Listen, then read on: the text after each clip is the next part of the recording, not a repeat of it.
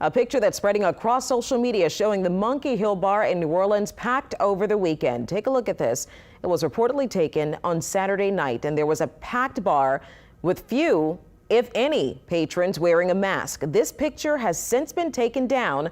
Monkey Hill's attorney William Glennon told WWL-TV they agreed to host 40 guests for a private party, and that would have been below the city's 25% capacity limit. But he admits that number quickly grew beyond what they agreed to. In a statement, he said, quote, "My staff did everything within their power to mitigate the extra guests coming into the bar.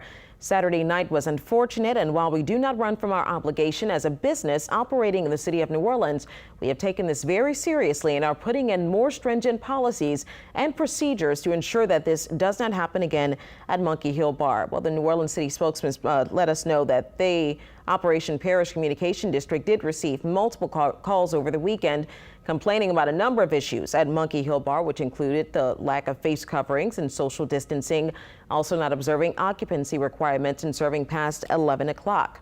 City Code Enforcement posted a formal written warning at the bar this afternoon. The city is now working with the establishment on a plan to keep the business in compliance with those guidelines.